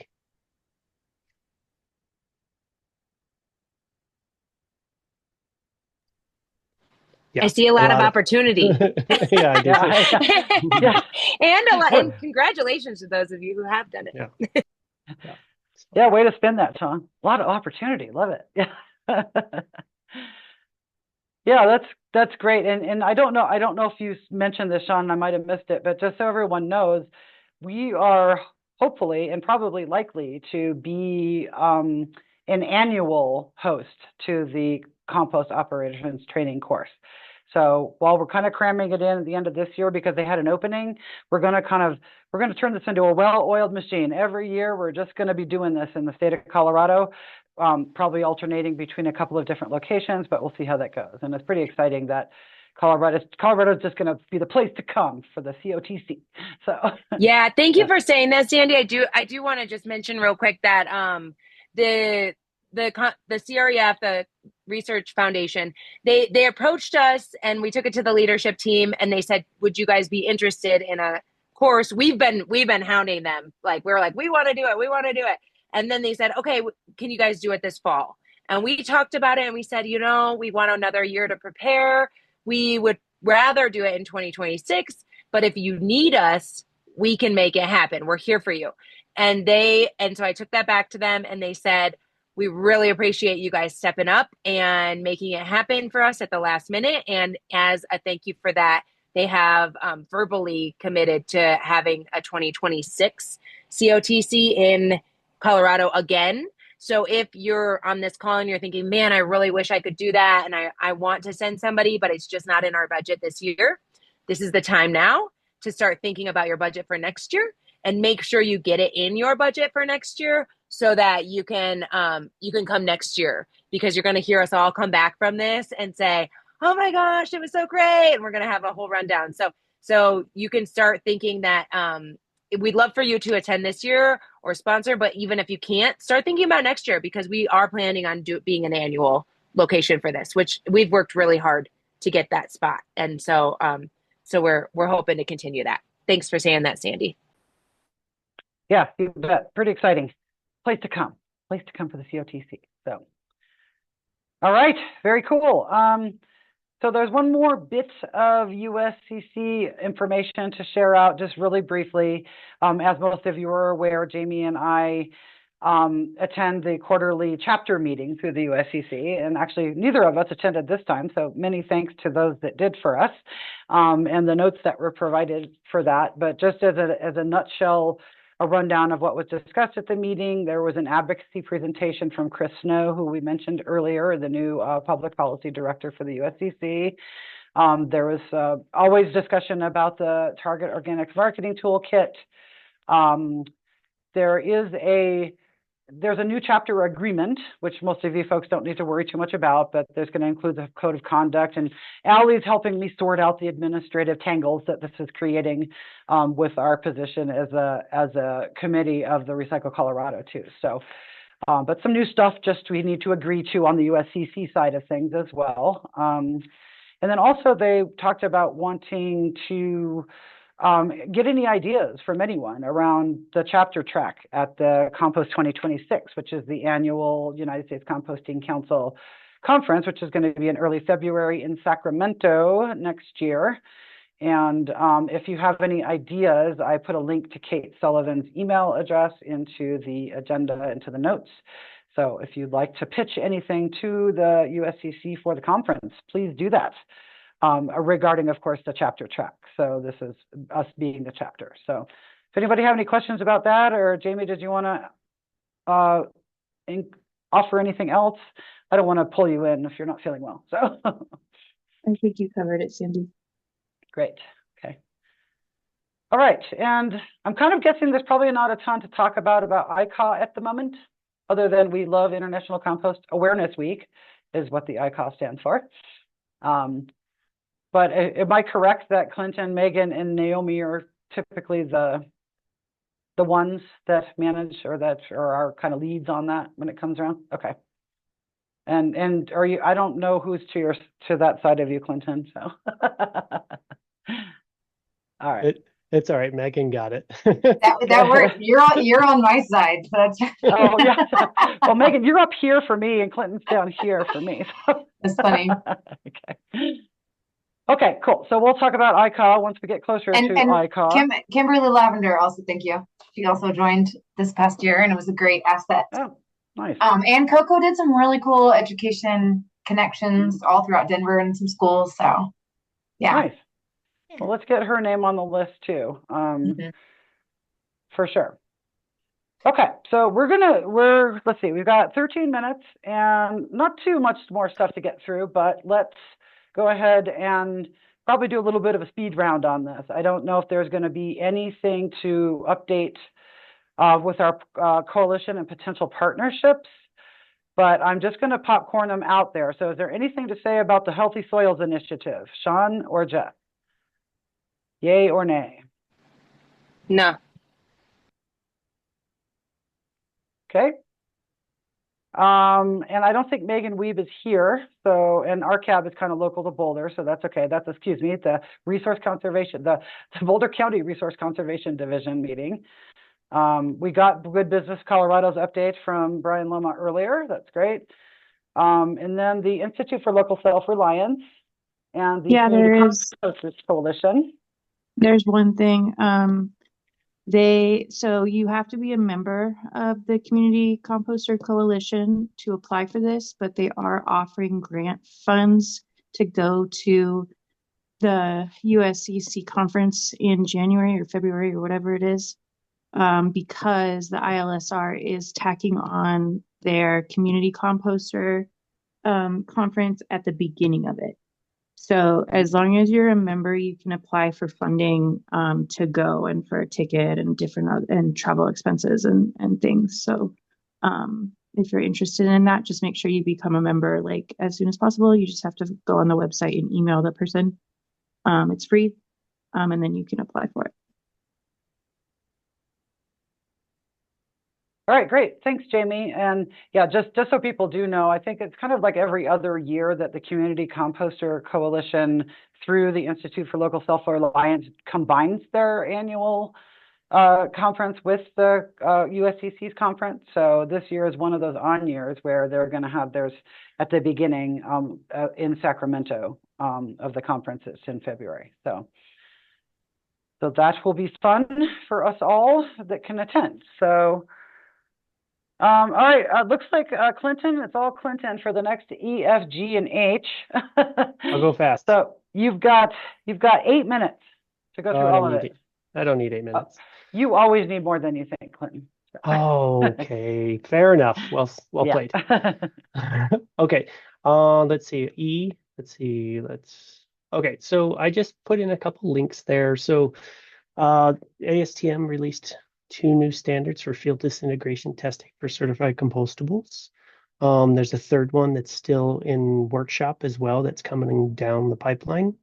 But again, these are some new guidelines that we can point back to for proper disintegration testing around certified compostables in our technologies. So that's a good win. We're moving in the right direction. So there's some information if you want to learn more. I'm sure Megan could also provide you details on this one if you need any. We're going to skip over F, nothing there. I'll report back after attending ASLA. I'm going in, it's not just for A1, but it's also for the USCC. Am I shaky? Okay. The Improving Circularity from Compostables, they do have a newer webpage on the USCC account or webpage, United States Composting Council. Acronyms. If you're curious to learn anything more about that, I don't have an update, but there is some newer information on that webpage. I threw it in there for you. The EPR. So let's spend more time there. So currently, let me get this open in front of me real quick. Oh, shoot. open too many pages. Okay, so currently the advisory board, which I sit on as the compost manufacturing seat, and Brian Loma sits on as the environmental seat. The board approved the amended program plan that was submitted by CAA at on August 13th, which activated a public comment that started last Friday on August 15th. And it goes for 30 days. So for pertinent to this group, there's multiple sections in there that talk about how compost manufacturers are going to be funded for contamination reduction at facilities, and also how to also fund it for processing, or I'm sorry, I can't say process, for recovery of more certified compostables. So there's a lot in there, and I recommend, if you are a manufacturer and a processor, to look into this program plan and see if there's anything that jumps out at you that you're not comfortable with, or you think could be done differently or better, and provide public comment back in the next 30 days. It's important, especially if you are going to be a processor that accepts these materials, because that's contingent on being whether or not you're going to get the funding. Now, if you're going to be implementing a program over the next year, that counts as well. So just keep that in mind. If it's something you think you're going to work towards, you can work towards a plan with CAA. Part of what's happening also is let's see here, this is the one thing that I wanted open so that I could look at it before I start discussing this. So they are looking at the requirements around eco-modulation within the program plan. Eco-modulation is a way to incentivize or create a malice towards a type of packaging within the process, within the system, or within what's covered through the EPR. So they certified compostables fits into eco-modulation, and it's specifically attached to the bonus incentive. So this is a shorter document, and I put all the links in here, guys, right here. You can see this, where you can sign up. There's 3 public opportunities to talk with CDPHE and provide feedback. Those are all at these links. I wasn't going to put too much in there for you, but each link has what you're looking for. And it's really important from a compost manufacturer sense to take a look at this and see if you see anything that you think needs to be changed, or do you have a better suggestion? Should it be worded differently? Get involved in this, because it is an opportunity to get a little bit more granular around how compost manufacturers maybe are incentivized to accept, maybe package manufacturers like Megan are incentivized to do different types of testing, or to provide more information and data within the package. It's important, really important. I can't stress it enough. So if you are a manufacturer that's going to accept certified compostable someday and look for EPR funding, I would get involved and start looking at this stuff and seeing if there's anything that you would like to see be done differently. I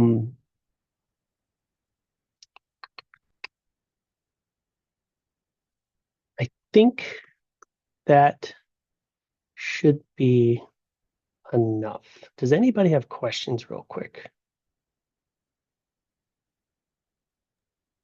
Clinton, you know I'll never skip an opportunity to ask a question about I know EPR. you won't. Actually, more of a statement.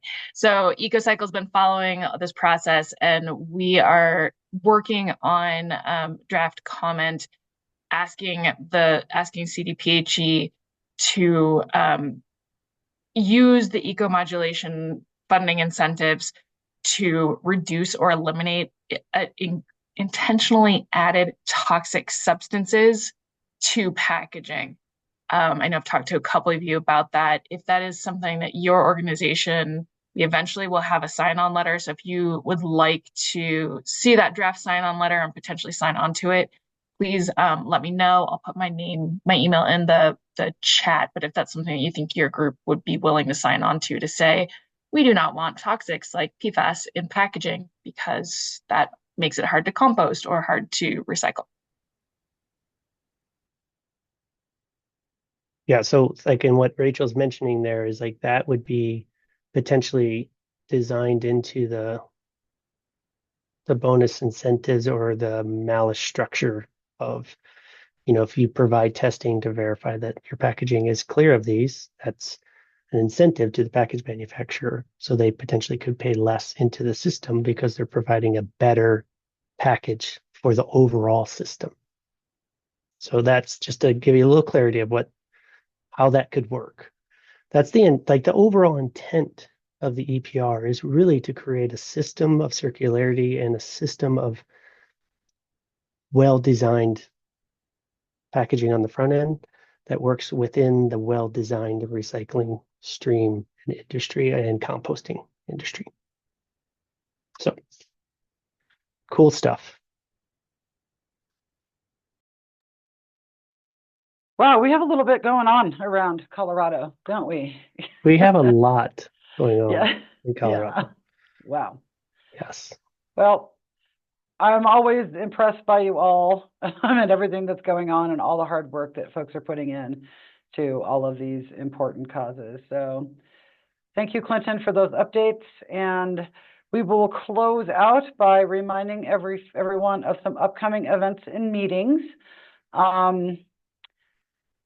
Let's see, I think we put these here in the chronological order. So very soon in September 7th to 10th, there is a National Association of Conservation Districts, the Pacific and Southwest Region meeting in Golden. We had originally hoped that we might be able to find someone from the COCC to actually reach out and table at this event, but unfortunately, we're stretched pretty thin. I understand that, and we weren't able to find anyone. But if somebody does want to still, please reach out to me and I'll figure out who to get in touch with. But if you want to attend, it is September 7th through 10th in Golden. We, of course, talked about our COCC, Colorado Composting Council workshop that we'd like to hold on the day before the annual Recycle Colorado meeting on October 2nd in Salida. And then, of course, the annual Recycle Colorado meeting is on October 3rd in Salida. There is also the Mountain 2030 Climate Summit coming up in October in Breckenridge, which is another place that perhaps somebody might want to reach out to see if we can't have a presence at, but or at least attend. And then, of course, as we mentioned too, the annual United States Composting Council conference, always the first conference of the calendar year, will be from February 2nd through 5th. 2026 in Sacramento, and it will be kicked off by the Community Composters Coalition with the Institute for Local Self-Reliance prior to the Compost Council, the United States Composting Council conference. So lots of stuff are coming up as well, and look at that, it's 3:59. I don't know how we squeeze all that in or how everybody's brains is feeling after all of that. Mine's a little bit boggled, but does anyone have anything else they want to share at the end here? Before I ask Allie a quick question about how our chats are saved or if they're saved when we record. Evan, go ahead. Yeah, I reached out to C3 for our leadership meeting and about grant funding for maybe some educational outreach stuff. And they said, because you probably already know this, we kind of talked about it, but the EIN number that Recycle Colorado has, they can only issue a grant once per year. So we could tap into that with Recycle Colorado, but we couldn't apply through COCC, which is what we thought. Got it. Thanks for that. Yeah, I was wondering about that too. So, so we'll have to talk further with our Recycle Colorado friends then. So yeah, but they did say that they thought it would be something to look at writing a grant for instead of this RFI that they've issued, since that's really for their strategic plan. Do you, I assume you've just taken some notes on this somewhere that you might be able to share, or maybe share out to the leadership team so we can make sure we talk about it next time? Yeah. That would be great. And this will definitely be a topic of our conversation at the in-person or at the meeting, hopefully as mostly in person as possible, in Salida too. Are you going to be able to come to that, Evan?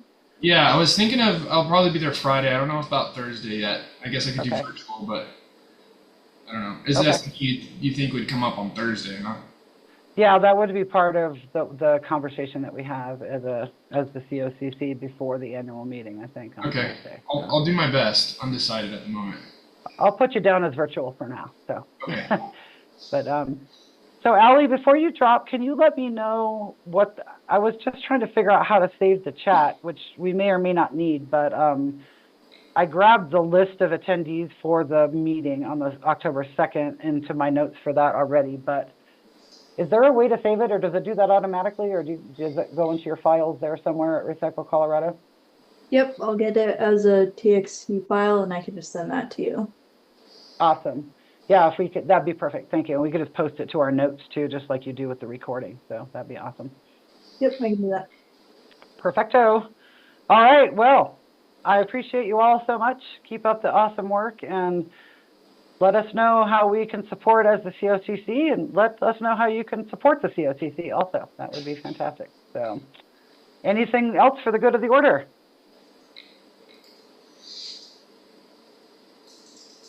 All right. People are dropping, so thank you all so much. Take good care, and we'll see you next time. Thanks, Bye. everyone. Bye. Thanks, y'all. Bye.